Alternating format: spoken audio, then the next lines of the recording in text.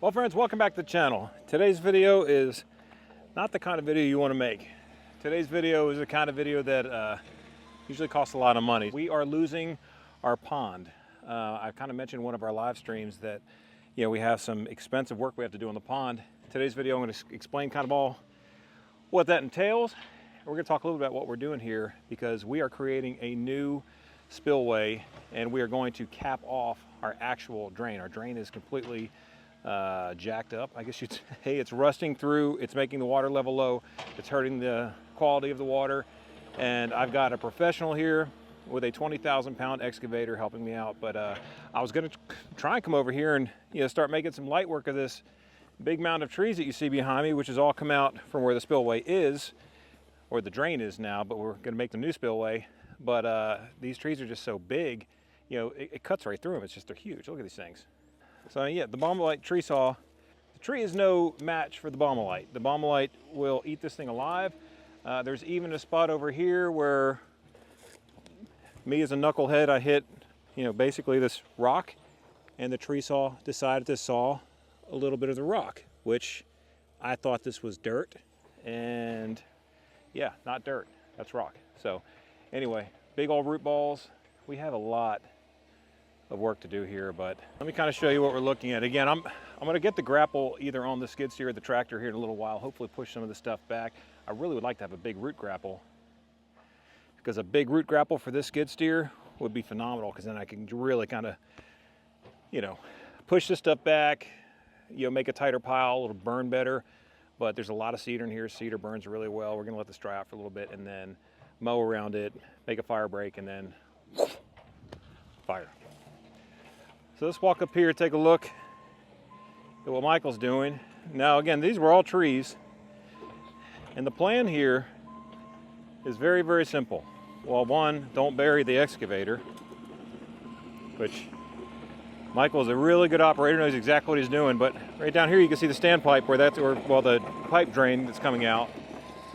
And up here, we are having to build a spillway because I'll get a better look at it, but this drain right here, which you guys have seen in other videos, I don't know if you can see, but this thing is 100%, it is rusting completely through, and there's really no way to fix it other than dig it up and put a new one in there. That's metal. Metal and water don't really mix long term. This pipe is about 50 years old, and that 50-year-old pipe is probably going to end up costing us between $10,000 and $20,000. Just that little rust right there. And I know you're going to say patch it. Well, you can patch it, but if that's rusted, what do you think's happening under it? And if it rusts under it, the only reason we have water in this lake at all right now is because that hole is as high as it is. So we are going to build a spillway going over the backside. This will give us the idea of what the water level should be, and then with all this excavated, this will be a new path where the pond will go. This is deeper than it will be, but there will be a huge rock bed here. This will get built up, smoothed out, so yeah, when the water gets too high, spills down here, and rock and fabric will go here so it doesn't erode the lake. So that's what I was talking about when I said we have kind of a big problem, and you can get an idea of how many trees have come out of here just by this. That skid steer looks really small compared to that big pile of trees. That is going to be one heck of a cookout. There's Michael doing his thing, and you find somebody who's talented, knows what they're doing on these things. I probably could have caused a lot of damage, but I trust him. Michael's dad started a business building ponds and lakes. Michael has a business now building ponds and lakes. He said he's working on one right now that's 15 acres. That's a big pond or lake. You come down here, look where the drain is. It's just a sad amount of water coming out of that drain. The plan for this is to pinch this off, and then we're gonna fill it. And I'm gonna tell you here in a second what we're gonna fill it with. Now, before someone in the comment section says, man, why don't you just rent an excavator and do that yourself? Well, the answer is, there's 2 million gallons of water to my left. And I don't want that 2 million gallons of water going that way, because there's about $10,000 worth of fish that are gonna be killed if that happens. Restocking fish is very expensive, so Yeah, this is the project we have going on today, and we're gonna see what kind of toys we get to play with in this video, and what kind of tools we get to use, because I thought the 𝑚𝑎𝑖𝑙 tree saw, it's funny, I say this all the time.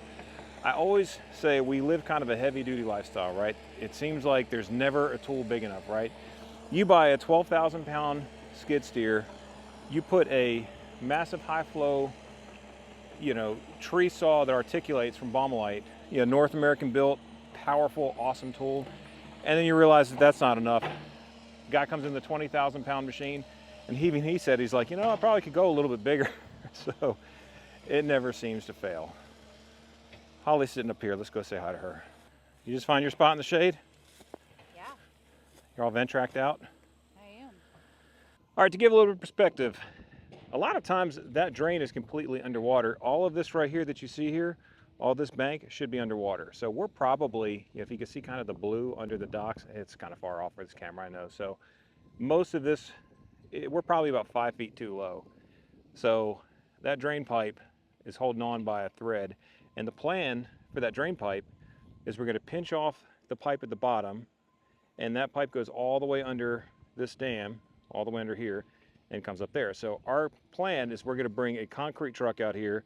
Concrete pump is going to go over this dam, and the concrete is going to pour into that pipe and then run down to this one, and this one will be pinched. It'll all dry and become, you know, basically just null and void, right? It's like pond art. Pond art, sure.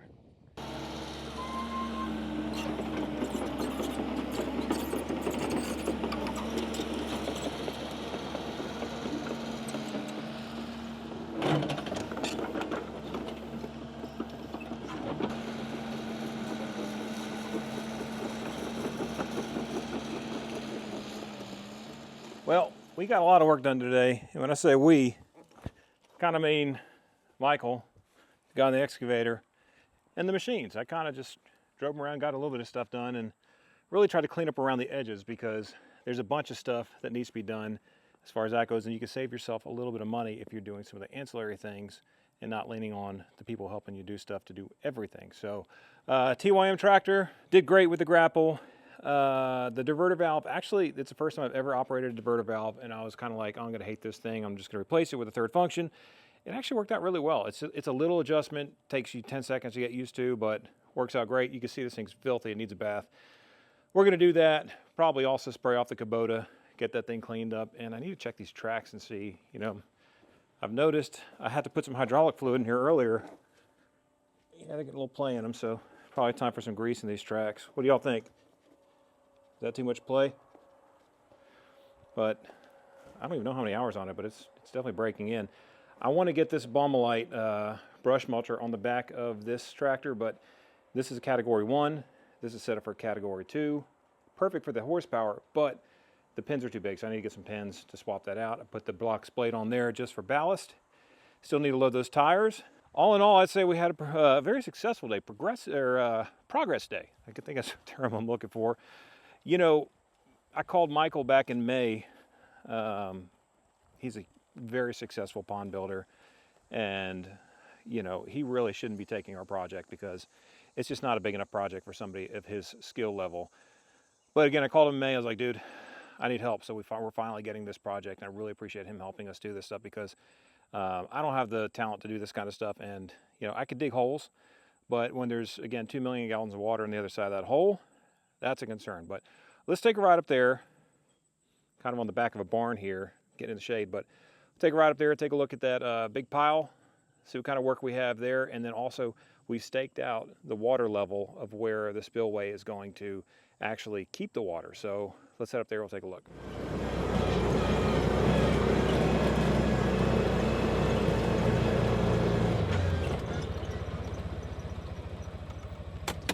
Before I take you up there, I want to show you what this bush, Holly actually asked me to get this thing knocked out. I was going to, it's a tree, not a bush, but it has hawthorn thorns all over it. I don't know if you all have ever seen something like this, but check this out. That is evil. You all tell me what that's called. Here we call it hawthorn. It's also called devil's claw or crow's foot, but y'all tell me what you call it where you are. But this is nasty, but I really didn't want to cut it down because it's canting too much this way. I really need to address that. And this tree saw is going to have a whole lot of work to do once the leaves come off. But look at this stuff. That is bad news for tires. Anyway, all right, let's keep going.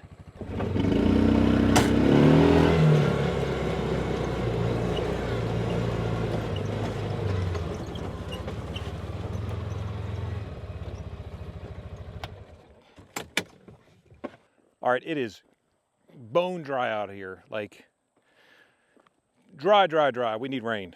But check this out. So this is kind of what we're looking at. That gives you an idea. Again, there's the drain. This is going to get clamped off, filled with concrete from the top side, plug that, and then, once that's plugged, then we should have everything pretty much dealt with. Big old rock that came out of the earth. I've said before, Tennessee we grow rocks.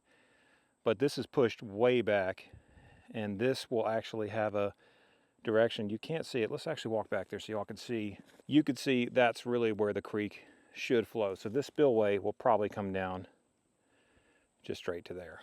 Build this up some, so there's some natural barrier. But yeah, man, excavators, they're just awesome. They do lots of great work. Lots and lots of great work. Well, y'all, it's a big project. Big project. But big machines make big projects, smaller projects. So we're grateful to have somebody who's an expert out here. And we're just glad to have a plan, because when you have a pond or a lake on your property and water starts disappearing, there's few things that are scarier than that. That is not what you want to see from your pond. So there's the big old slash pile. We're going to have a big old burning party with that. But that's not going to be today. And there's that cat 20,000-pound excavator. If you all are familiar with this machine, let's hear it. Because all I can say is that thing's a digger. It's a nice machine. Well, friends, that's going to do it for me today. We've exceeded my level of expertise when it comes to machines and grading, and I'm glad to have some help, but it's kind of fun to bring you all along. So I appreciate you guys coming with me, and we will have more videos showing the progress here. It's going to get worse before it gets better.